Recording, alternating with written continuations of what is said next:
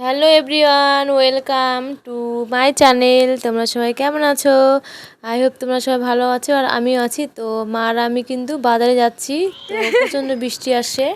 কেমন বৃষ্টি গো? আসার সময় কিন্তু না বৃষ্টি ছিল না, এখন বৃষ্টি সেই। আর এই ভিডিওটা কিন্তু 2-3 দিনের একসঙ্গে করা আছে। তো এই ভিডিওটা অনেক দিন থেকে ছিল করা, তো পোস্ট করা হয়নি। তো আজকে সেট করলাম। তো এই খাসিটা হলো আমাদের বাড়ির, তো বেশি দিন হয়নি নিয়ে আসা। তো তার মধ্যে কিন্তু অসুখ ধরে গেছে। তো বাঁচবে না মনে হয় বলতে বাড়িতে কেউ নাই, কিন্তু কে কাটবে? তো বাবা তো গেছে গাছ কাটতে। তো বাবাকে ফোন করা হলো, তো বাবা আসে আর মামাও আসে। তো ওই মামাটা খাসি কাটতে পারে। আমাদের বাড়িতে একবার কাটছিল অনেক দিন আগে। তো আজকে আবার চলে আসছে, মামাটাকে খবর দিয়েছে বাবা। তো খাসি কাটলো, কাটে সব পরিষ্কার করছে। আর সন্ধ্যাবেলা তো সেই জন্য অন্ধকার, তো বোন লাইট দেখাচ্ছে। কি আর করা যাবে, অসুখ ধরলো। এটা নিয়েছিল অনেক আশা করে আমার বিয়ের জন্য, তো বাঁচলো না, অসুখ ধরে গেছে।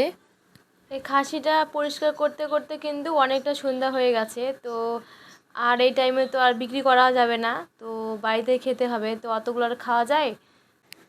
এই খাসিটার মাংস হয়েছিল 7 কেজি। তো এই খাসিটা কিনেছিল বাবা 7,500 টাকা দিয়ে। তো কি আর করা যাবে, কপালে নাই। তো সব এখন ভালো করে পিস করছে। আর অত বাড়িতে খাওয়া যাবে না। তো ভাই আবার এসেছে, ভাইকে খবর দেয়নি আমরা, ভাই জানতে পেরেছে কেমন করে জানি না। তো বাড়ির কাছে যেহেতু পিসির বাড়ি, তো ভাই চলে এসেছে। তো ভাই আবার ফোন করছে যে কেউ নিবে কি না।